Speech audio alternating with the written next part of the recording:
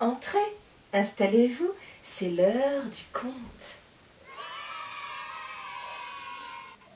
Coucou les loulous, bienvenue à Chaque soir une histoire. Aujourd'hui, je vais vous raconter La fontaine ensorcelée. Il était une fois un joueur de cornemuse qui s'en revenait de guerre de fort belle humeur, car son armée avait remporté la victoire.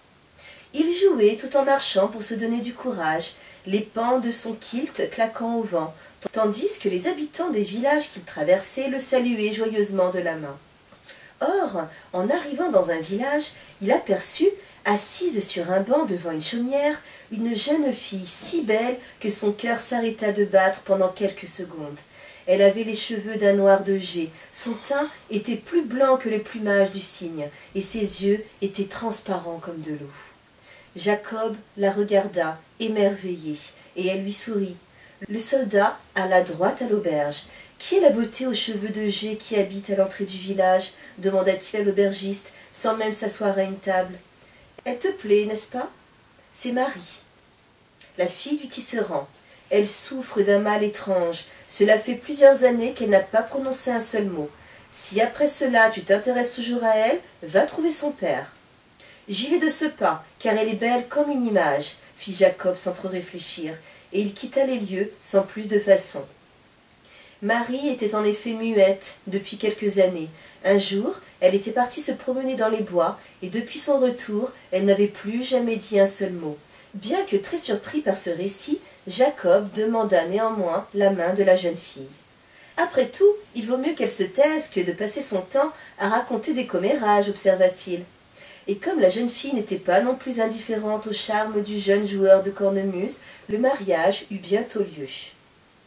Avec les économies de Jacob, qui avait gardé l'argent de sa solde, ils purent acheter un troupeau de moutons et même quelques têtes de bétail, notamment un superbe taureau noir, et la ferme continua de prospérer même après la mort du vieux tisserand.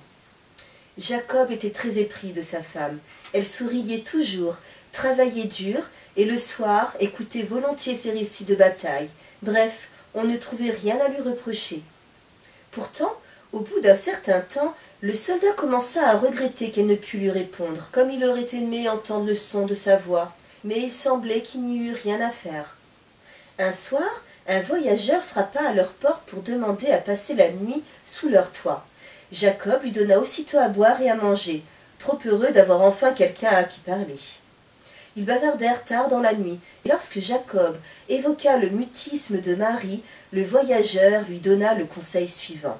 « Il y a une vieille femme qui vit dans la montagne, et qui pourrait aider ton épouse.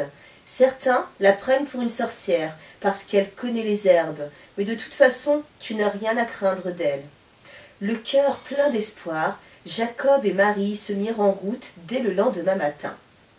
Or, au lieu de l'horrible harpie qu'ils s'attendaient à trouver, ils furent accueillis par une vieille femme souriante aux joues ridées comme une vieille pomme. Pendant un long moment, elle et Marie se montrèrent un tas de choses en gesticulant, allant jusqu'à faire des dessins sur une feuille de papier. Enfin, la vieille femme dit à Jacob « Ton épouse a été ensorcelée par un esprit des eaux. Elle a bu à sa fontaine, et surtout, lorsqu'elle s'est penchée, le peigne qui tenait ses cheveux est tombé dans l'eau, chassant l'esprit qui y résidait. Alors ce dernier s'est vengé en la rendant muette. »« Et que peut-on y faire ?» demanda Jacob. « Il suffit que ta femme aille retirer son peigne de la vasque, mais qu'elle n'en boive surtout pas l'eau, il se pourrait que celle-ci soit encore ensorcelée. » Jacob et Marie remercièrent chaleureusement la vieille femme et se rendirent aussitôt à la fontaine. À peine Marie eut-elle sorti le peigne de l'eau qu'elle retrouva la parole. « Tu m'entends, Jacob ? Je peux parler, je peux parler !» s'écria-t-elle joyeusement. Et certes, elle pouvait parler. Dès lors, elle ne cessa plus de jacasser du matin au soir et du soir au matin. Au début, Jacob se dit que cela lui passerait vite. La pauvre était restée muette pendant si longtemps. Mais elle parlait tellement, ne pouvant même plus dormir, le malheureux époux finit par retourner voir la vieille sorcière. Cette dernière l'écouta avec attention, puis demanda à Marie. « As-tu bu l'eau de la fontaine ?»« Non, car je savais qu'elle risquait d'être ensorcelée. » Et as-tu essuyé le peigne avant de le remettre dans tes cheveux? J'ai oublié, avoua Marie. Voilà, il n'y a pas à chercher plus loin. L'esprit des eaux est la créature la plus rouée qui soit. Mais nous allons lui rendre la monnaie de sa pièce. Tu vas aller à la fontaine et tu lui parleras aussi longtemps que tu pourras.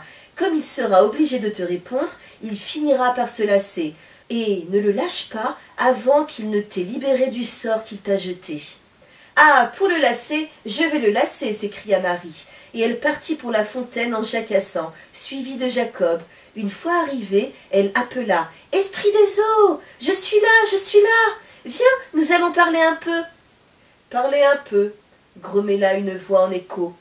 Alors Marie s'assit sur une souche d'arbre et se mit à jacasser sans interruption.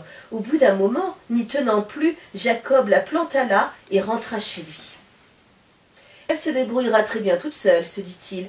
Et en effet, quand il retourna à la fontaine, le soir il entendit de loin l'esprit des eaux qui implorait « Arrête ce bavardage, je t'en supplie, je te libère de ton sort, mais va-t'en par pitié !»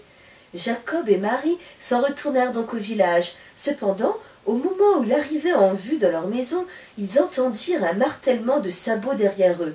Ils se retournèrent et virent un cheval qui les poursuivait, l'écume aux lèvres, les naseaux crachant du feu. « Vite, Marie, mettons-nous à l'abri !» s'écria Jacob. « C'est l'esprit des eaux qui s'est métamorphosé en cheval pour nous rattraper !» S'engouffrant dans la cour, ils se hâtèrent de refermer la barrière derrière eux. Mais déjà, le cheval arrivait et se mettait à ruer rageusement contre celle-ci, faisant voler les planches en éclats. « Attends un peu, tu ne vas pas insister longtemps, » murmura Jacob entre ses dents et en regardant le cheval.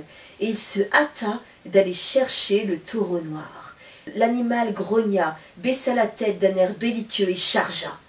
Le cheval n'attendit pas son reste. Faisant demi-tour, il s'enfuit au galop en direction de la mer, suivi du taureau furieux.